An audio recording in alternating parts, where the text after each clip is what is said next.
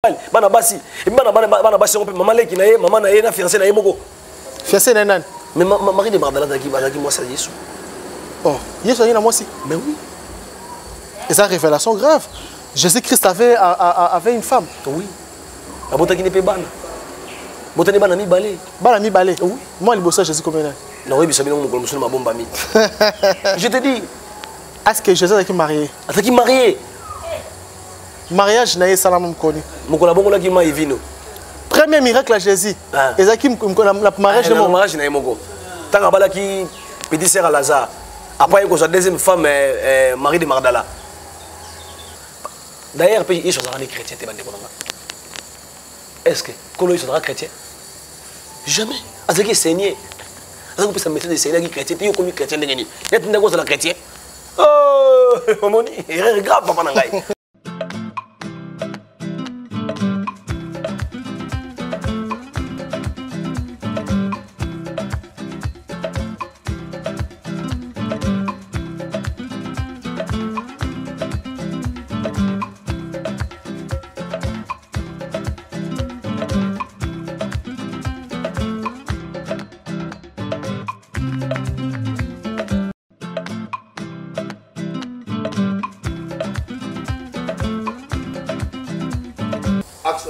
Heureux pour moi de savoir que vous êtes là devant vos postes récepteurs pour suivre cette émission.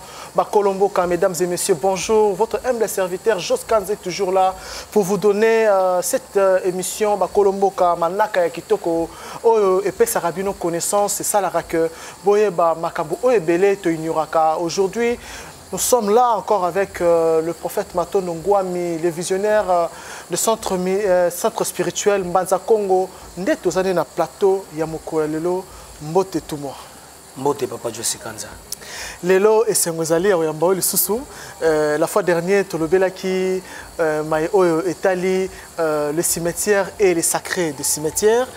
Lelo tokobeta masolo o etali l'apparition ou bien ou la non en fait l'apparition ou la résurrection de Jésus-Christ. Donc ko c'est quoi to komonana ya Yesu Masia. Est-ce que Yesu Masia oyo biso ba chrétien to bande ko bazolanda ba chrétien to pe bato mokili mo bayebi a c'est quoi to amonana lelo to kopesa éclaircissement na prophète Matondo Ngwami. Prophète to balobaka c'est quoi ezanini pe ko monana ezanini. Merci beaucoup papa. C'est quoi tout d'abord il a accès revenir à la vie. Quand on dit la résurrection c'est revenir à la vie. Moto ya c'est quoi ezali moto azongeli bo moyi. D'abord moyi ezali tant que bika kana nzoto autre baka muto azana bo moyi c'est là mokile mosunia baka songo la zana bo moyi soka kufi baka loba azasuna bo moyi te omoni alors l'existence ou l'apparition ezali ko monana muto asekwi na muto amonani et ça des choses différentes osomona lelo yo tous les chrétiens omona osonné makambo c'est makambo bango bazalaka ka wana mina mi ko lobela lycée kwa Yesu parce que bible yango ba otanga yango malamu te nzoka soko bien ça c'est quoi azana bo moyi faut la kisanga coin nini o Yesu c'est quoi et c'est kazali. Mais si on a le monde entier, au monde c'est socialité, ni en Australie, ni en États-Unis, ni en Israël, ils sont en bon moment. Pour bon moment, ils sont la vie et l'existence des choses différentes. Bon, au moins que sur le Belingaï, existence n'a connu. Même si on a monté sur le baquet, Nzamba zana bon moment, ah ça les rêves. Pour bon moment, ils ont gagné bandel na souka. Peut-être façon va le Belango, ça façon moro boy, faut qu'on t'anakati à fond, il y a Mambazoloba. Peut-être que quelqu'un a forme. C'est grave papa faut na forme ça on a té mutabi ki nzamba zana bo moyi siko azu belo kaloba te tuna bo moyi la kisini bo moyi sali ko bika na nzoto oh nzamba zana bo moyi te. Dieu ne vit pas, Dieu existe. L'existence et la vie des choses différentes. La vie c'est autre chose, l'existence aussi c'est autre chose. Dieu existe. Existence c'est la kozala parce que nzambe mukola banda kozala muto ayebite kozala na ye bani bandalité bani pesu bande ba nzamba zana bo moyi et ça erreur grave peut pécher mon nene. Oh, Yesu sana bomo, Yesu sana bomo, sana mbongani. So bisika ke papa facha na bomo, oui, so ke na oya omona ye, ale garana TV to mona papa facha na bomo pas na bomo. Yesu sana sana bomo, sana mbongani. Mais ça est grave parce que tout tanga Yesu tika la même ko c'est quoi té. Même na makomi tika Yesu c'est quoi ezalité. Mais toi la résurrection. Ba ça la religion ni. Babette la absolue solo ya mokanda si je me trompe pas ça mokanda ya Luc 24 je pense que banana Luc chapitre 24 verset 1 kokita 31 je pense que ezaka wana passage wana le passage oyo ekosa mokili mombake et ça c'est quoi toyoka wana na molimo na nzambe tolimbola yango ça va bayimboka TV za radio te totanga Luc 24 le premier jour de la semaine elle se rendait elle se rendirait au sépulcre de grand matin portant les aromates qu'il avait préparés. Elle trouverait que la pierre avait été roulée voilà. Devant la sépulcre.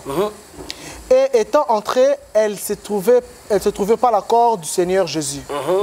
Comme elle savait que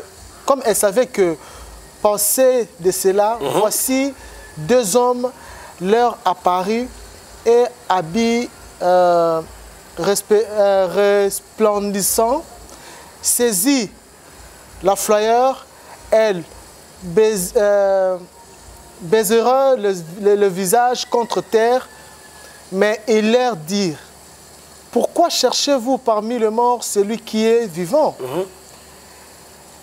Elle n'est point ainsi. Il n'est point ici. Il n'est point ici, mais il est ressuscité. Souvenez-vous quelle manière il vous parlait lorsqu'il était encore en Galilée. Et il disait: il faut que le Fils de l'homme soit livré entre les mains de pécheurs, qu'il soit crucifié et qu'il ressuscite après le troisième jour. Et elle se ressouvera de paroles de Jésus. À leur retour de sépulcre, elle annoncerait toutes choses aux zones et tous les autres, celles qui diraient ces choses aux apôtres étaient Marie de Magdala, Jeanne, Marie, mère de Jacques, et les autres qui étaient avec elle. Il tirait ces discours pour des rêveries, et il n'écrit pas ces femmes. Merci beaucoup. Place wana bazolo balisolo ya Yesu c'est quoi?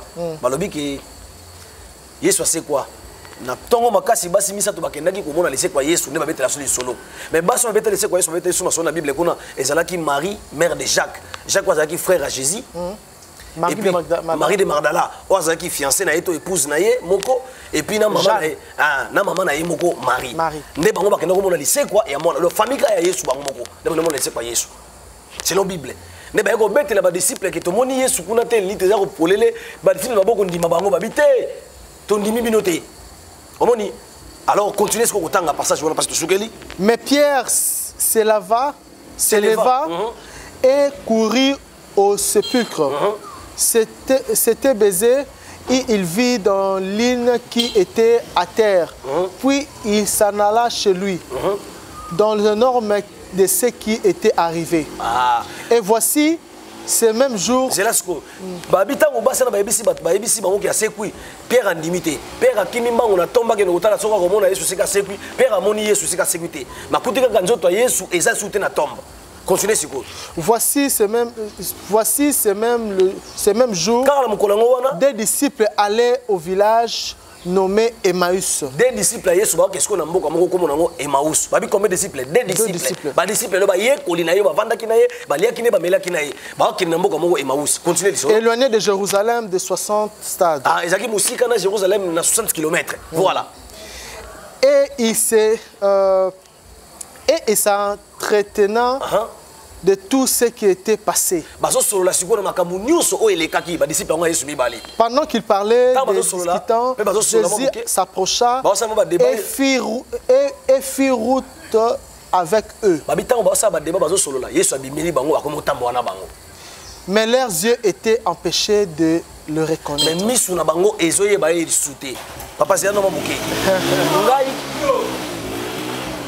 ngai nakufi. Ngai nakufi. Eh papa. Nga nakufi na bo nakufi. Ndo ofanda ke nanga oza disciple nango fa nanga 2 ans 6 mois. Ata to ça na be mission boy pas matonda kufi. So na bimeli oye bangate. Non, il est bien. Bosko ne ba disciple so ba yesute. Ah, bien l'originalité. To continue kasi. Abimeli ba disciple ne ba bi maso ko yeba yete ke za Yesu. Siko muto ba fanda kini 3 ans. E ba yebi ete. Continue na remettre les choses au kanenge oleka. Il leur dit, de quoi vous attendez-vous? Vous entretenez-vous en marchant, en marchant pour que vous soyez tout triste.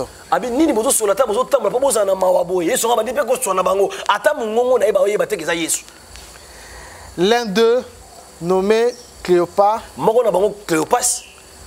lui répondit, es-tu seul qui séjournait à Jérusalem, ne sache pas qu'il est ce qui est arrivé ces jours ici. Après, Awa, Abi, quoi? Leur dit-il qu'il répondait ce qui arrivait au sujet de Jésus-Christ de Nazareth, qui était un prophète puissant en œuvre et en parole devant Dieu et devant le peuple. Tangu disciple na ebisi Yesu ke ozali yo mo confondre kana ezali makambo lekimi eto le kamikolo te surtout le makambo eto le kabi si j'ai Yesu Christ o asala ki prophète puissant en œuvre et en parole devant Dieu et devant tous les peuples. Ba disciple Yesu ba bengi prophète puissant en œuvre et en parole devant Dieu et devant ba kaboli Yesu na Nzambe. Mais pasteur ya lelo abengi Nzambe. Papa ngam na konya ngote. Même tezolo ba. Disciple na lobi ke oyebi maka arrive sa Yesu ngo oyebi maka moto le kamikolo te o ba lo ba za ba disciple ba fanda ki na Yesu ba ye ko ne oya tangisaki babi lisolo Yesu alega ki awa azaki prophète puissant en œuvre et en parole devant Dieu devant tous les peuples. Continuez papa. Et comment les principaux sacrificateurs et nos magistrats ont livré pour le faire condamner à mort et on les crucifie. Alors bien nenge ba kambia mokili oyo na ba kambia mangomba ba condamner na liwa pe ba makiye. Nous espérons qu'il serait Nous espérons qu'il serait lui qui délivrerait Israël. Mais avec tout cela, voici le 3e jour, que ces choses se sont passées. Merci. Tozalaki na eliki ya kutu ye muta ko kangola akobikisa Israël. Mais banda wana 3e jour ngo bana makambo eleki tozomona ete. Babi tozaki na eliki abikisa mokili. Te. Ba disciples babi bataki na eliki ke Yesu akobikisa Israël. Balobi monde te. Ba bengena no prophète puissant en œuvre et en parole devant Dieu, devant tous les peuples et puis bazalaki na eliki akobikisa Israël. Mais 3 jours yango bazomona ete. Continuez. Il est vrai que quelques femmes entre nous nous ont fort étonnés, très bien, étant rendus de grands matins au sépulcre. Et ayant pas trouvé son corps, elles sont venues dire que des anges leur ont apparu et annoncé qu'il est vivant. Abia moni kutu makamona bandeleki ça fait 3e jour yango yo kutu baninga mo basi to zakana bango ba disciple musu bakendaki babi o bakekuna tombe ne ba moni ete ba les ont dit rumeur il paraît que ba ange meli bango ba rumeur te il paraît que ba ange meli bango ba ici bango ça na bomo yi mais moko na biso kimi mbanga ke otala ma ba ange meli te amoni pe sika ça na bomo ite. Quelques-uns de ceux qui étaient avec nous voilà nous sont allés au sépulcre et ils ont trouvé les choses comme les femmes l'avaient dit, mais lui, ils ne l'ont point vu. Baba moni ngote, ba moni bango comme njoto ya mettre na bango ezalité, mais ko c'est quoi, ba moni bango sika ange meli bango te. On retourne sur ange nga bemelaka bana basi ba mibalité. Sur ange fala bien nemo mbali parce que moi ça na soma ko pesa message. Ange melaka ba mibali, bana basi. Et bana basi ko pe maman leki na ye, maman na ye na fiancé na ye moko. Fiancé na nan. Mais Marie de Magdala qui moi ça Yesu. Oh, Yesu a moi aussi. Mais oui. Et ça, révélation grave. Jésus-Christ avait une femme. Oui. Abota qui n'est pas ban. Bota ne ban ami balé. Ban ami balé. Oui. Moi, il bosse Jésus combien? Non, oui, mais ma bombe ami. Je te dis. Est-ce que Jésus est marié? Est-ce qu'il marié? Mariage n'a pas salam connu. Mon collabon là qui m'a évino. Près premier miracle à Jésus. Et ça qui la mariage de mon mariage na moko. Tant bala qui petit sœur à Lazare. Après il y a deuxième femme Marie de Magdala. Moi c'est aussi mon ministère naé. Kutu ezana passage mon Bible ngosuna l'action utanga ya ndé kwa Lazare na Marie de Magdala ba bunda pour Jésus. Il y a la Bible ngosuna l'action. Pour on a reçu que tanga passage au seka makasi. C'est avancé prophète là c'est TV Radio leur Jésus leur dit ô homme sans intelligence et dont le cœur est lent en croire tout ce qu'on le dit le prophète. Les prophètes. Ne fallait pas que le Christ souffrit ces choses et qu'il entra dans sa gloire. Et en commençant par Moïse et par tous, le prophète et leur expliqua dans toutes les Écritures que ce qu'il concernait. Lorsqu'ils furent près du village où ils allaient, il parut pour vouloir aller plus loin. Merci beaucoup. Tant que babano babongo babiye songa bandelo balabonga bio batbasanga mayele mitema na bango zokundimate et le moment qui était que Christ fa botama a souffrir bonga kota na gloire na ye alors beli Jésus alors beli Christ pourtant selon histoire na bango tant ange Meli Marie a pensé que Marie Salim Marie c'était ko botama na ba le pensé comme Jésus on pensé comme Messie qui signifie le Christ omoni ya un moment où Messie botama ki na corps ya mutu ouais ba jif bandimela ye exact comment Christ a cause la mona ya Marie et Joseph. Moi, petit, je suis ministère, tout le monde dit parce que parce que Christ a dit là, on parle de Yoshua Mashiach. C'est ça. Jésus a dit que existé, son nom existe. Mais en général, il y a un mari qui a dit Yoshua, comme le Christ, Messie. On l'a dit, mais mon qu'il est confondre et il est Jésus.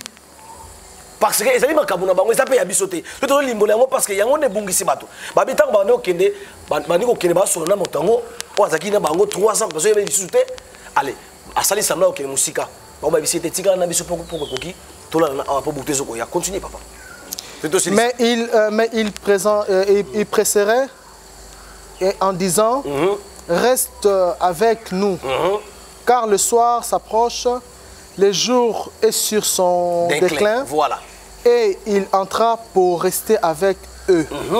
Pendant qu'il était à table voilà. avec eux, il prit le pain. Voilà. Et après avoir rendu grâce, il rompit et elle leur donna.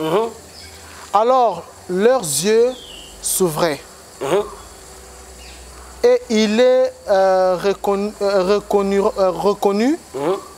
mais il disparut et devant eux. Il disparut devant eux. Merci. Soukana wana papa. Balabi boye. Tango bayebisi ke poko koki ozoke ne musika tika na biso. Yesu ngo azaki mettre na mo ba 300 bazo ba été aya kotina bango na ndako mo boye. E ba komi na ndako wana ale. Batemba zaki na sala mismo papa zaki na ko balia. Batima palikolo ya mesa. Yesu wana zwi lipa wana akati apesi bato na tango balé lipa. Bible bi misu na bango sani e fungwami. Tango misu na bango fungwami ba reconnaître que ça y est, allez, à disparaître. Donc ça veut dire que na ba otamona na bango ba yeba ki était parce que misu bango za okanga. Okanga. Siko na biba notama misu okanga. Nsu mtata misu okanga wetali bagote papa na ngai. Bon peut-être misu bazo le belaki misa molimo. Mais soko ngomo na mutu ngomo na molimo na misu molimo. Ngomo omoni eloko na misu molimo. C'est que eloko na physique, et physique était spirituel. C'est quoi Bimela qui bango c'est là qui c'était l'apparition de Christ parce que après les rois et Jésus c'est la Bible à combien quoi apparaître peut disparaître c'était l'apparition de Christ mais non la résurrection de Jésus parce que là que ça quoi apparaître peut disparaître pourtant par contre ça disparaître est-ce que c'est l'apparition to confondre on a résurrection té na histoire de la Bible tango c'est que Lazare azongeli kolema tembele so azaki na faza ngole koliango so bazaki na mosina mais Jésus tango c'est que la Bible na bango anesika mota fanda so alina bango melina bango lali pe pongi bala mungi na tongo et ko nesika pe bango ibo toucher ngai te pour na matipa pa na ngai te pourquoi parce que partout ba que voici mes mains tout ça blomo na misha molimo pour mon na yango foza na misha molimo aba lo benini assemblée li patango ba li miso sani e fungami batebele na bi frère moko dora azaka na delifo quelque part na delifo na mbinza na delifo akufaka mais ça ndeko moi si moko mona na Brazzaville ala na banga monene na Dora akufi na Congo mais mutamoni na Brazzaville omoni à l'époque ya pe na amina ngambo pe bongo akufa na Congo mais ngana mona ye na Brazzaville na mona na Point Noir mais na Congo akufa na yeba isinga oh John akufa kala oh botika bongo ngana moni John na Brazzaville atinde bino mbota papa tika bloko na John akufa ça fait 2 ans ah ngana moni John ka lobby dimanche c'est l'apparition et ça les maka na biso biso ngoke soki muto akufi et que à côté na parce que makoko na biso soki muto akufi avant akende libela face à la 40 jours nde bokolongola pili bosali matanga ya suka botela mbasika bopesiye au revoir ya suka nde à côté chikoyo na simo bato et bon bato bazarada azana morgue asali 2 ans na morgue bazala procès na efo akufa peut-être un assassinat tout na nini il faut passer la maquette mais a la morgue donc quand tu joues déjà le cas et c'est erreur grave botela ngani c'est esprit mutano de la puissance même attention kazana morgue mais libota fait ça la 40 jours. D'ailleurs, on a bon bazo zelati matanga bima basala nino bazana bazara bazo zelanga. C'est grave. Na libota tout na pesi bato na peine bato bazana mayele. So boko feli ndeko après 40 jours bo bengana yakende. Bo sala 40 jours bo sala ni bo pesa yenzela bo sepela bota mina mokila molimo parce que na malwa ya bu Congo so ko tie mbuma na mabele après 40 jours nde bima e bota. Solo ningu bana mabele juba mai juba mula ba moyi na ba mai e ko za 40 jours 40 nuits après mona esaini e bimi ndo mona nguba na eboto biki nguba na ngeboti 140 jours nguba ebota te mumano na mabele bima après 40 jours parce que prophète ba ta cimetière ba ye ba sokoli maboko ensemble pratique wana ezara spirituel to ezara bien to ezara pratiquement hygiénique bon merci ba sala on a pratique hygiénique mais bon mi ba secret spirituel e belé eza censé c'est boto kunda moto fubo sokola pourquoi fubo sokola maboko boko sokola ndoto mobimba tosala kasi na ko sokola maboko na matanga po to lakisa bato bazokena to lakisa chef de famille face à la maille wana bato sokola ba ko sokola maboko isika na baboki maille wana et puis mutu na ndanga ke sokola na ndenge na ye pourquoi bo sokoli c'est tout bato d'abord prouver innocence que mutu ebi likamuna ye awa ça te de deux kolongola karma ndeko saboy osala mabena malamu osalaka source ya énergie vitale na yo et eza libota na yo omoni source énergie vitale na yo eza libota na yo so ozaki moyibi ya kosakana te entre to kufi énergie qui mouille bien et c'est partagé par des gens. Nama bola muna ope et c'est partagé par des gens. On a dit vérité. Mais si vous avez un grand frère, vous avez un bon bébé là, koufi, il y a pas d'anga. Bon, on a chance, n'a pas na yo. Ah bon, ceux qui bon, il y a un bon au moins ma bé. Et bah bon au moins boya qui mouille. Bon ma bé ça l'a raté. Bah bon qui mouille, bi assassinat. Bah bon au moins boya l'argent sale, je peux dire. Au ça la transfert en année. Assassin mon côté à cause de la COP assassin est réussi sur les alliés voix initiative qui a mission à sur terre. Esprit mususu et botama na mukela musuni. Basala mabe tellement trop basala mabe. Bato basala mabe basa envie ya kufa kenda. Mukela molimo kozonga ça ko venger. Akoko ya pe ba comme maman assassin. Mando côté la kaka bato basali basakane na dossier na mukilo eleki. Jusqu'à ce que aussi ça va pas molimo tema. Ah, ce que prophète, il y a le but que non, de comment sera Koufi, à ce qui n'a pas moyen, tout ce qui n'a pas besoin, au biné au ça la pose au besoin naé, au ça la chance n'est pas bateau parce qu'il a mouki. Et bon c'est bon on est à qui m'a baisé, à qui n'a bon, à qui m'a bomi, à qui assassin, à qui m'a bon à détournement, il y a l'état, bah bon à l'argent sale, bah bon à ma baie. Au ça la non n'est. Il y a un moment Afrique n'a biso de zabuzo, bateau bota ma baie, mutabota mina maternité à basango. Alors mission moutonné au sein de mon clito et bien goûté. Pourquoi j'appelle ancêtre destructeur mutabotami? Il y a un moment tous les hôpitaux, est-ce que ma botte à ça d'accoucher, et bah coucher, et ya robot à tout. Oh ma botte ça rabasi et c'est la kaba femme sage na ba homme sage ya mboka bazala. Parce que tant que moi na za ko bota moi na mona ena mission. Et on a tout émission Peter awa kana sa bato bala nanga. Et muso abotami na mon clito so kaza assassin. Qui assassin na ye et ataki pas ko na mon clito et sa mission ya destin ya âme na ye. Sa destinée à l'assassin peut-être aller pour venger bato babomaka ye na mokili euti koleka basalaka ye mabe ye pa botami po azala assassin et puis akokotela kaka bato akobotola bambongo eza bato basalaka ye mabe na mokili eleki ti bakosila mona moto abongoli motema komi moto malamu mais ça moto mosusu boye omoni aza pena innocent asali moto mabe te mais moto wana aluki asali mabe tobana mosusu babokele mbasuka mpona jalousie omona moto mosusu babomie kaka mpona jalousie wana pe eza pe kande kasi bato mapona jalousie wana so akufi akokozonga pe pa ko venger li wana ye parce que venger te l'esprit des anakimia te esprit dans pour sa vengeance. Ce que transfert ya mbongo yo ça la mutane bozo kufi aussi ba chance no pesi mutanga ça qui détournement mbongo à l'état ba fonctionnaire ba leli mbongo na ba futité ba médecin bazolela ba soda bazolela ba détourner mbongo à l'état mbongo wana politicien na akufi ayena mbongo ebeleza ki millionnaire mayiba ki mbongo à l'état ki mbongo na été c'est que akufi ndeni osala ke mbongo wana oza chance wana ki moyibi wana ya détournement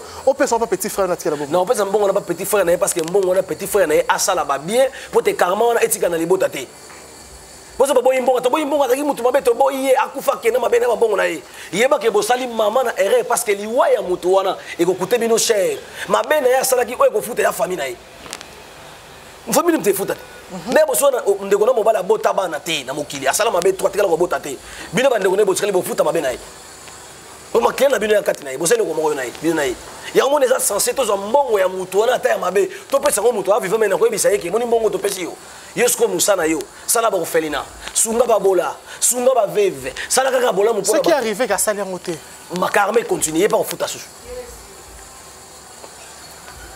n'est-ce pas que ça rende mon akodia Codia, les lopes comment on code, code est outil dans mon code, code est numérologie, c'est numéro, c'est poids mystique, il y a numéro, code est dans soutien dans ça va tout mbembe, bon mot était lusible, code est numéro.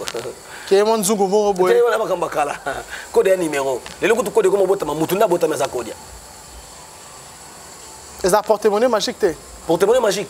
Porte-monnaie magique, code est perros dans la porte-monnaie. Quand on dit porte-monnaie magique, c'est nini? Bah pesio numéro soit il y a banque, il y a maman na yo. Ma personne sur le numéro ya banque ya moto yo bomi parce que porte-monnaie magique ça les 100 et aussi mbaté tous les porte-monnaie magiques c'est ngaka 100 faut pas ça moto so pesi moto ta caution ça la ko fele le kuta au moins bo partager énergie na yo na esprit azo ça yi belombo po espana fa yi ba mbongo na banque mbongo réel yi ba mbongo na banque maman ba ta ka boutique na ya yibié maman ta ka ma pa $20 e bungi ya kangisa Elliot yo zo réunir na ça un mot la libo mona o mbongo no ba liyo po bampuku na yo bampuku ekela ekuna ya yibi ngaki na oba obungisi bongo boy o pati na saki na ngekwe na mutu katina nimbika mukesa ke limwe o porte-monnaie limwe o conseiller recevoir te ba esprit vous ka ba voleur de voleur ba zali belé ba basala ba porte-monnaie magique ba grimoire ba chance ba zana ba biloko wana alors esprit tout azana pour sa énergie vitale o ezali le sang faut pas ça essence vitale pour faire fonctionner elle rose en bois faut pas ça damas pas vivre bien aya munene ma toko lo pesi ba poisson zo bimba très bien prophète mato de tozo na sujet na biso oyo ezali résurrection ou bien apparition la résurrection voilà résurrection to apparition l'apparition ou la résurrection au lobby que Jésus-Christ a kufa oui à c'est quoi ne balobaka ke c'est quoi na mokolo est-ce que Jésus-Christ a c'est quoi que c'est quoi on balobaka wana le tombeau est vide o ba sala on la Pâques o ba confirmer ba kotsango batu yo lobi ke a c'est quoi te a sala apparition au petit définition il y a résurrection le but que résurrection c'est revenir à la vie OK Jésus a la vie est-ce que balobela c'est quoi wana na sens mot péjoratif sens mot spirituel balobaka alobaka kei akobokse sika donc azana biso na esprit na molimo mais so azana esprit za vivante esprit existe esprit vivante donc to bata Jésus existe so le bata Christ existe on a peut-être cause attendre bien mais so il est vivant et ça est grave parce que corps physique est vivant dans le monde physique église on a église Dieu vivant et dans l'émission na pasteur na bandimi ba imamba sala te ba ça ba inconscient donc Dieu vivant Dieu ba inconscient. Dieu n'est pas vivant, Dieu n'est pas vivant. Dieu ne vit pas, Dieu ne vit pas. Dieu existe. Dieu vivant, comment l'église Dieu vivant. Erreur grave, papa. Dieu ne vit pas. C'est comment Dieu existe. L'existence de Dieu, c'est ça. Dieu existe, Dieu ne vit pas. Comment c'est on limite les dans sens c'est les humains qui vivent, Dieu ne vit pas.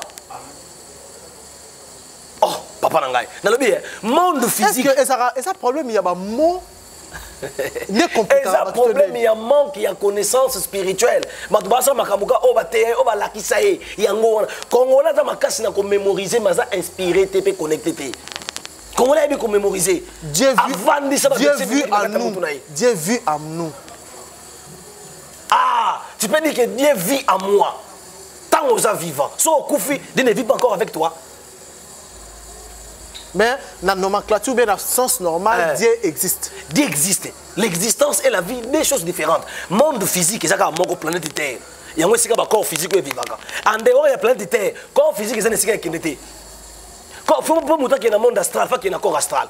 Il faut montrer qu'il y a un corps spirituel, un monde spirituel, il y a un corps spirituel. Il faut montrer qu'il y a un monde mental, il y a un corps mental. Il faut montrer qu'il y a un monde cosmique, il y a un corps cosmique. Pour montrer dans le monde physique, il faut vivre dans un corps physique où ils ont composé l'eau, l'air, le feu et la terre. Chiffre matière. Chiffre 4. C'est ça. Ce qu'on dit, c'est que matin, c'est quoi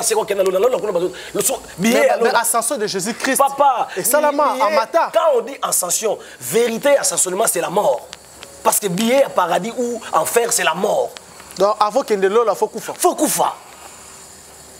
Si c'est là, oui, j'accepte, il est mort. Il y a moi, c'est là. Si on est en matin, à l'ascension, quand on dit c'est là. Même Elie était là, on m'a tapé le couta. C'est illusion, papa Nangaï. C'est quoi la Bible n'est pas comme ça. C'est quoi l'ascensionnement, papa? En fait, c'est très grave. Hein? Bible, ce n'est pas la Bible, c'est pas une mince affaire. Papa, Bible, ce n'est pas la vérité. Mais dans la Bible, elle contient des vérités. Bible, c'est un livre de vérité. Mais dans la Bible, c'est la vérité. Parce que la Bible, c'est une métaphore. Et c'est un livre exotérique et spirituel. Au commencement, l'esprit de Dieu mouvait au-dessus des eaux. Pasteur porté à Bongo, Naye Bandeli, Molimo Nzambe, Bonata Malikolo Namai. Il dit a dit, est-ce que Yebisanga, Namai, na Molimo Nzambe, na Nzambe Kolo, na Kina Muninga. Ce que je veux dire, que Molimo Nzambe, c'est que Maya Nzambe Kolo, mais Molimo Nzambe. Mais ils ont une métaphore qui signifie. Peut-être parce que Dieu existait déjà. Maintenant, on a celle qui et aya kisko a remouver le kola maya azo sepela na mokili na ye ndenge zali oh zaba tabali kola mai no ndeni papa jona lingala ke na bandeli molimo nzambe za ko tepali kola na mai nze molimo nzambe tepali ko seke maya jona molimo nzambe seke maya nzambe kola molimo nzambe te eza métaphore eza parole exotérique zana limololo ngo be comprendre bazo te ya mutu boy toute vie e banda na mai moi avant na limo maman 9 mois na mai vie e banda na mai vie autre na ngo certain e banda na mai olandi papa a libéré l'océan primordial pour moi dans la moine. Papa n'a libéré l'océan primordial. A libéré mai na maman. Ne mai wana de bimisaka moine comme mutu. Et ma vie vie bandana mai. Ma pêche on a métaphore que commencement l'esprit de Dieu mouvait au-dessus des eaux. C'est que commencement il y a existence, il y a monde physique et ça les mai. Il y a un moment même sur mutu bakundi avant kufa. Nous on a épaule que bimisi mai. Ce qui mai sili allez. Ma belle comme poussière et zongi, mon cou a été et le côté qui n'a pas mon mais les besoins comme on a maille. Donc, moi, on appelle le moment avant d'être maille. Donc, monde aquatique, c'est-à-dire monde oyo, l'homme face à contact avec le monde aquatique. Même biso pour na bomo na mai. Surtout na bomo na mai tout ça le côté. Mais tu es bien biso ba sirène déjà to banga bango et ça peut la bilima ya mai o bazalaka compliqué na mai eza na ba nyama so bazara sauvage na mai ndeti ro ba requin ba bloc beleza na kata mai o ceux qui coûté na ngo bikisa ote sikoyo contact entre ça rondeni. D'ailleurs on a mai non liboso donc ils sont très dangereux mai bo marabat. Mbonge zali mambebele. Papa je sikanza. Solo ni matemelo sopela ngoni mai. Olamoki na tongo sokola kanini mai. Olingo mela tio sala kanini mai. Olingo sokola nyos to saka na sena mokili. Elema liboso mai. Olani na butu muno pole komi solo. Olamoki na tongo poko mapi fonini mai. L'eau purifie. Donc ce qui mutu a ebi valeur à mai te que mai ezali être azaka na posa pa coller azaka pe na posa offrande to sala eloko te. Mai eza sacré. Donc Bible est partie on a pas pesa biso message akoloba ke molimo na nzambe ne maloto melokola mai likoloba ete vie e banda na mai. Mai ezali monde mobimba. Quand on dit sirène, c'est négativité. D'ailleurs, si on a monté sirène, balaye. Ah? Pour monter sirène, ça montre ma richesse, abondance. C'est ça qu'on a dit aux ça montre que prophète. Ça va bien moi aussi à sirène. Et les koloba. Au moins si on a reine et naïs reine aquatique. Il y a pas de monsieur Massena. Zamba keli. Au lingi moi ça sirène, balaye. Balaye. Kito comme kasi. Zana expliquer na limbolo comprendre nga. Na limbolo comprendre nga. Nzamba keli 4 éléments primordiaux, l'eau, l'air, le feu et la terre. Abatu pe na mokili. Et na batu musu bazali élément feu, mutu musu aza élément terre, mutu musu aza élément l'eau, mutu musu aza élément l'air. Bato tout bazaka ba élément feu, balobaka mingi bazaka pe très colérique.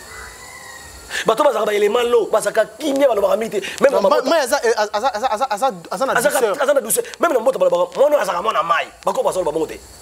Tout le monde oh moi na mai pourquoi parce que azali être aquatique bana mai tout bango bakola basaba voué chéri mona bako benga sirène ata sirène ya solo na lingala mami wata na balango na biso non et le but est que sirène na sens négatif ezali na sens positif pe ezali en fait si tu as vu ma solo ba bête la rabi homme sirène pe basali ba bête so ma solo ya ba mari de nuit femme de nuit surtout ba ndeko ba mesana ko sala masturbation moto ko ba yango na approprié ba bota kana butu na ba basi soit moi si ali se faire ba benga l'élite si c'est quoi là bana ba philosophie papa est-ce que eza mamba solo que mutu soki a sala masturbation a ko bota na boisi ya butu. Papa, l'élite, tout ça, ça n'a rien à voir avec le monde subtil ou le monde de nos ancêtres. Réalité, Europe, c'est la magie, c'est un, mais le carbone n'est pas canal. La spiritualité, c'est un, mais le carbone n'est pas canal. Ça, c'est consulté. C'est comme Mouta sera mari de nuit, ni femme de nuit. Mari de nuit, ni femme de nuit, bah existe à côté de nous, quand c'est la rango. Et ça, les réels, Mouta, ça, quand on a moussou, dépendant de maman, on a karaté, on a bien allé là, fort. Ndé na buto comme moi si kitoko alinga yo bokoma ni moi na mobali ezata ke mari mo ka sakana ni lokuta oui mais mo boya mikate ya kwema mo ndongo la fort papa mo ka mokola vanda na quartier mais na jeune fille mo ka kitoko bala raté parce que père wana alukai na ndenge ya monde astral a commissaire momi na ye ya mo momi na attaquer wapi azunga ka na quartier parce que bazanga mos na na père wana et te ke onde mo ka sakuna commissaire rien sauf que ceux qui ont fondé dans ces portes du monde métaphysique, on recommande au bali un métaphysicien ou moi si non mais on est conscient que neza bonara moi stanga ya mami wa te sirène ayaka na épée tout ça la mamna so calme mami wa te sirène wa wuti na maya ba bona monde physique et ça les ceux ba sali sur relation na hein on a pas ça na bango réel asa na être mo ka na mai parce que na reine na mai mo konzela ka moi si na mai mo konzela ka moi si même dans le monde physique pour les goya tout le monde peut me conduire moi c'est bon ça comment ouais à calamité la présidence professeur mais tout ça qui na premier ministre ou tazo pour m'embouter en tout cas tout le bango ako ko m'embouter pour ça élité aza diamunga bato baza ban top ya kudia babonga na pole ba dia kese aza élité masa moi na ça Congo central aza élité moi na Congo central aza élité bon opportuniste c'est basali papa on le taper bon mais ça destiné le côté ngoté au monde de le côté par rapport à force pour élité et ça opportunité aux opportunistes mais Eli azali ce qui Eli aye ba na o azali Eli o batina mukile bakoko ya ko sama kamunde batindeli pour ça Eli na Congo tona ba Eli mukie na zongi na yo moi si ya mai oui to ko ça so relation na moi ça met ba mission ba za la posa biloko wana omoni succès zate to moni que ça va on a succès to ko bengelo être mo mai parce que mai ça succès musique et ça initiation et ça initiation musique et uta na mai azali même yo no ko so bena relation na être mo ya mai ya et puis si papa nana posa abimelanga boy peut-être mon naka ako apparaître ako yaka comme moi no moni na nzela moyebi famille té donc que ça sirène nanga mais so papa na ligne za na niveau astral on lote na bandoto ça ka vie na bandoto so ka pambola notre na musuni boko ça pena bojebele ça réel conséquence ngo za nini akolinga te ozana zuwa te ozana mwasi mosu te selon ne bo sali impact ne bo sali impact na bino soki biseke nga na lingi na bota kana nga na mosi na mususu yo sa première femme na lingi yo mais respect a batela yo mais so le biki net nga ya bisonga na tazuwa na lingi na zana mbandate wana yo ka so sali tete andolia basi wana tu comprends so aza mosi andolia basi na yo ya ba mise bele ba kufela basi afani na mosi succès na ezaki lié na être aquatique momi moko ya mai bazaki mosi na mobali ala zo bala bana batu bazo kufaka faut être wana eso bomaye mais être là ça m'a bêté né parce que là qui naé et ça quand ndenge moi je ça mokila dans rappel na zuwa pour qui pour kata contrat naé oui ou peut interrompre contrat wana soki aux appels na mutu net biso boye na relation comment au kata contrat wana et appel na mabota mingi mutu abotama mais ba koko baleka balobaka na libotama foela na 4e libumu mona mo obotama bo pese komo kingande bolinga ta na komo kingande bizali ko zala boye mais soka botami akozala mwasi oyo akobala na tati wa tatomu être moko ya mai pote bakoko na biso basalaka mabe na mai moko bapesaka bofande te alors faut to pesa être mai wana mwasi omona mwasi kitoka botami abalaka te asubaka na mbetu ana ba problème spirituel azana ba démangeation moko ya pamba mbali bakima kaye so zika relation boye umela te. Est-ce que ça comportement peut-être comportement les alliés envoûtés dans entité zobité kat na yeti bana sur les réseaux sociaux boye arobala ndenge nini nzembo nzambe ekende zonga ba challenge ba nzembo batanzambe mona pasi mais comportement na vie normale boye na réseaux sociaux ba moni mo na nzambe mais boye normalement tout le monde ba sex step na bango tozo mona mamuzanga ti libala les destin elle basi misuba kelema baba la te physiquement na betoli solo libala les destin moi si atazandumba so za destin bala bala quand on a besoin de me dire que les là est fort il faut pas que mère mon pas esprit ma mère to comprendre était pas non deni puis ça destin ya bala liba les ali destin Parce qu'on peut me bien. Madame ça le comportement. Pas ça destiné à bala kaka bongo. On va pas supporter qu'un comportement na azali. Mais on ça destiné à balater. Ata sambe la kanenge nini. À balater.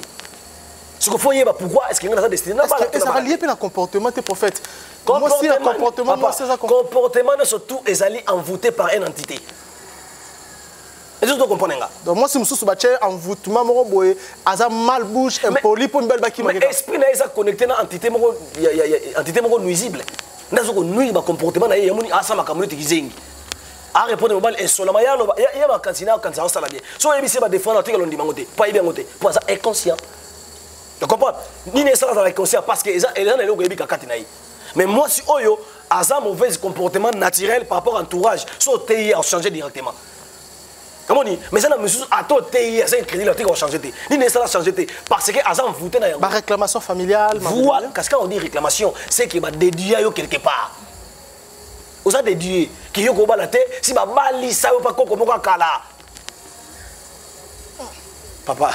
En fait, c'est quoi les arabes maman est allé kintsudi que abali moi abali le kinaye babali c'est baluzie moi c'est mon amboka frère obala za le kinaye pourquoi bo mengo tikala et le quoi les arabes malamuto et ça bilo romo mabe bon kintsudi qui place ni ba ko ba restaurant kintsudi pour nazo so di kambota kintsudi lorsque to bruisa ki loi ya kinkanda pour toi qui na loi kinkanda eux lo ba mike ndeko fa bala kande ko naye mais na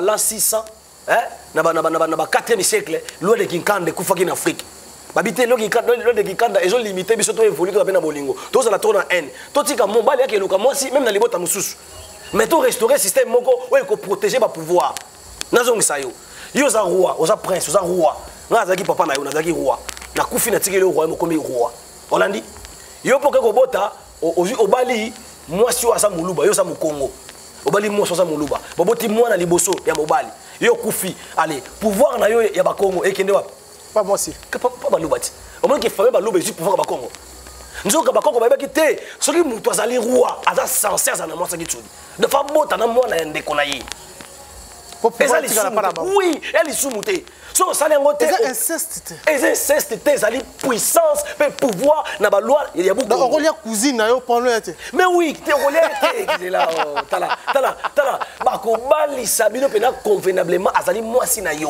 na yende royaume ekotika so boti bona mbala liboso akomi roi mona nazali yo ko kaka donc cousine na yo pena ezana akomi na momi en fait wana ezali loi de Congo bakoko na so ba restaurant qui pona sa pouvoir te le notre Afrique ebebi pona biloko wana yebisanga yo za mungala okeba la mosi ya muswahili boboti ne mona mobali bana na Afrique bazalaka matriarcat ata baloba baluka ko sala moki patriarcat mais ici makana ngote parce que nzamba sala ka matriarcat so ça mobali atambola na bana te mutatambola na bana ya soso ya mwasi na loi ya nzambe mwasi nde kolobana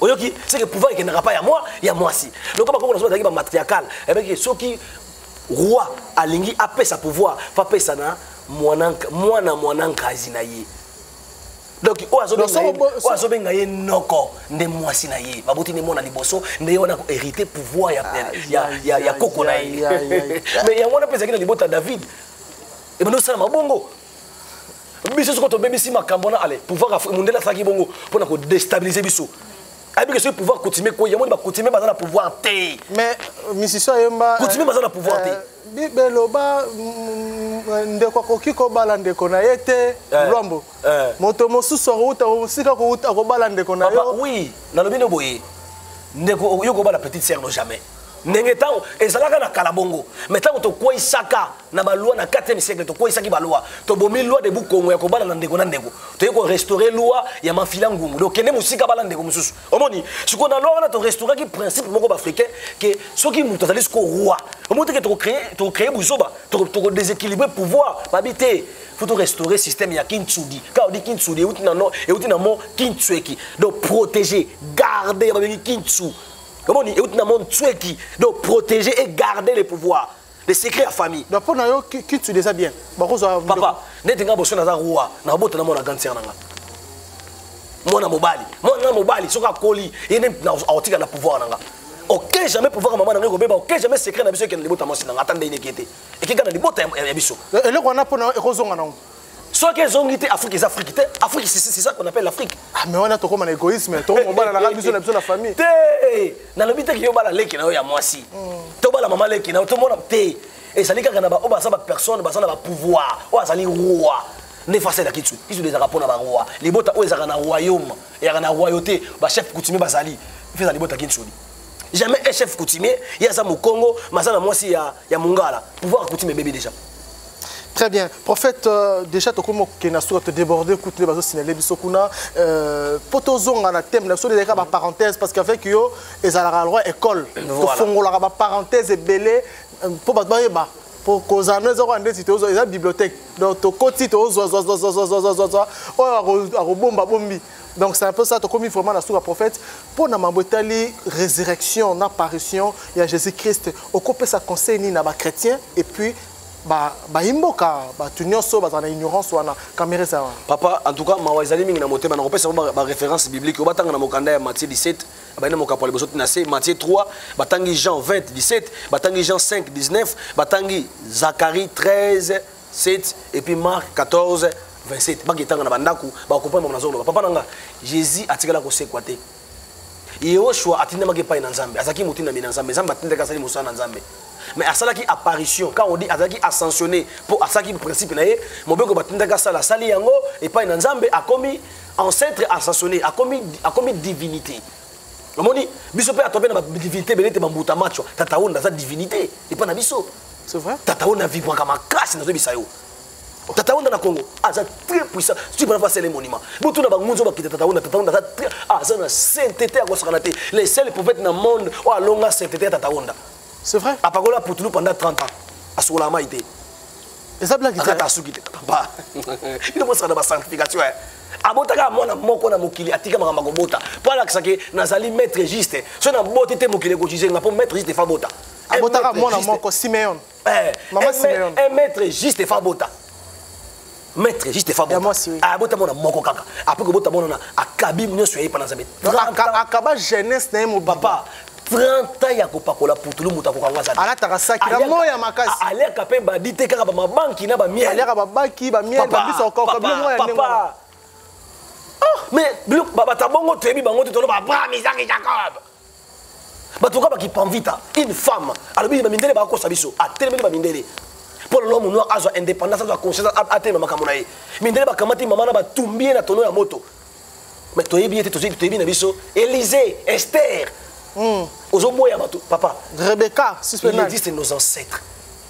Nous avons deux sortes d'anges, les anges célestes et les anges terrestres. Les anges terrestres, c'est nos ancêtres. Mais Baba qui était un amateur likolo, babete gogo. Bakosa likuta.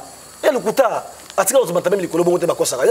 Ba chrétien hein, ça te combien 2000 ba lui mukile kufa. Le ko tata on a un message moko vrai ya koboya makambo ya christianisme. Ba ko diaboliser. Papa chrétien makasi na ko diaboliser. Donc tu as la nganga ngane, bazama kasi na ko diaboliser papa ngai. D'ailleurs, ils sont chrétiens. Est-ce que Kolo sera chrétien? Jamais. Est-ce qu'il est saigné? Est-ce que ça me des seigneurs qui chrétien? Tu es comme chrétien de Guinée. Il y a une chose la chrétien. Oh, mon erreur grave, papa Nangai. Moutaleki sainteté, dans le monde entier, Mouta la sainteté. Kole Tata Onda, c'est ça. Tata Onda. Ngaso qui n'a salé le moi qui est côté dans l'univers. Na benga Tata Onda. Tu as bengi à côté na corps soka longwe papa oka sanctification lokola mutu mobo osokoli olistral osokoli olistral papa il est très dans ce tout ça na ba centre puissant na mboka oyo tout ça ba conscient beaucoup to la moka to comprendre obiso tozali mama bele ba comment la bible c'est biso africain c'est ba noir c'est histoire à Congo mais ba ça la plagiat papa et combien de temps to gagner ba o abiso soki to kotika la kolobaka ba français ba anglais na kati ya Congo Congo kotika la kobunga te pour Congo ezali papa na mama basaba et na des ancêtres métaphysiques o komo na bango ezali seigneur Congo na mama Wandombe des ancêtres métaphysiques mama Wandombe ça na forme nini ana forme mama Wandombe ça na forme ya mwasi na nef mabele lokola 9 pays voisins ou 9 pays limitrophes ya Congo Congo code na ngeza chiffre 9 ya weza plus 243 chiffre 9 ne code ya Congo. Il y a un code à Congo. Code d'Afrique 39. 3999 39. Mais code à Congo, il y a 9 monko 003009. Ne code à Congo. Ma maître ba basa spiritualité ba imamna sa bango. Na kate no kosa no soza ngo posa. Ba parents wana ba za na posa to zongela bobiso. To lo ba 4 langues na biso qui Congo tu lu balinga la Swahili Swahili za langue nationale pas arabe mais pourquoi tu pas arabe parce que arabe ba ça ba na biso ezali lorsque Abraham abotaki na Agar abimisi mona Ismaël mélange de l'homme noir na européen nde bimisi ba arabe ya moni to adopter Swahili lokola ba ça bana na biso quatre races intermédiaires et on a trois langues nationales où ezali principales na quatre langues intermédiaires où ezali race intermédiaire Swahili. Très bien. Mesdames et messieurs, dans cette émission que nous avons eu l'entretien accordé avec le prophète Maton Longwami Oyazali, chef spirituel, il y a centre spirituel Mbanza Congo. Ndete beta ki masolo na Oetali résurrection ou apparition de Jésus-Christ. To fongola ki pe ma parenthèse et belé na quatre émissions oyo parce que émission yangane za roi baleine. Donc cela veut dire que mututa or olia parti na c'est ça qui est important. Prophète Okomi Nasuka so ko pesa bambote na yo rapidement. Na pesa bambote pe na baknoso bazanda biso bana Mbanza Congo to bosante le 30 juin tozana milulu kitoko oto sala na etonga na temple ya Mbanza Congo na centre spirituel bato bayebele pour aller journée au tokoza indépendance spirituelle tokola ça bato calendrier tokochango apporter tout le monde calendrier africain originaux calendrier ba l'homme noir parce que bakoko na so basala ki des calendrier universel na calendrier local aux ali ya ekolo na biso calendrier africain biso ezali na calendrier universel au monde la balola bebisa tokozong c'est na ordre ndenge ezalaki na horloge universelle na horloge africaine horloge Congo bakoko so basala ki horloge ndenge mona ba européen te ezaki na horloge ya bosangisi ya ba commerce wa bengi horloge universelle ezaki pe na horloge locale pour na école pour na robomba ba secret spirituel na pesi mbote bato boya bokozwa science bokozwa chance plutôt ya kozala enseigner moke na horloge wana parce que soki yango ekotité indépendance ezate vraie indépendance peuple ezongela boyango eloba balangue nango esalela mayele nango elia biloko nango elata lokola bango ekanisa lokola bango ne babengi indépendance soki bozwi indépendance boloba kaka français na anglais bosala eloko te yango na yebisi bato ya mboka na pesi mbote na mutu tozolanda biso o bolingi ngai bolinga ngai o afingaka keba kofinga mvula boya kobeta na ndako na yo. Merci beaucoup. Dans ces termes que nous mettons au point dans cette émission, Colomboka, une émission, comme je dis, de grande envergure, une émission d'analyse, une émission spirituelle, socio-culturelle, une émission de développement qui était présentée par moi, votre humble serviteur, Jos Kanza. Monsieur le journaliste, je ne peux pas finir cette émission sans remercier toute personne qui nous comme l'arc-en-ciel, l'AG Matembo, l'excellence, AG Matembo, c'est place à bien, place des évolués, place à Kitoko, avec beaucoup de sécurité, que nous réalisons nos émissions ici. Je ne peux pas aussi finir cette émission sans faire un clin d'œil à mon vieux bienfait, Bofenda Angalisa, Nde Père Zalaki Nabiso, na Pesimbote na Batunios Balandara Biso na Poto, Landry Amosini, Trésor Kanza, ainsi que na Kenya Mobimba, Ataïdi Ngoma, Papa Dezobaba et l'honorable Ibrahim Lingo, na Pesimbote, na Batumsu na Bosani Bango, na Pesimbote na Rifi Mungwa, na Pesimbote na Vini Lenda, président Vini Lenda, na Pesimbote, Psychiatre de la Nation Shop. Je ne peux pas aussi finir cette émission sans remercier la personne qui était derrière la caméra, Rossi Bridada, où a réalisé cette émission.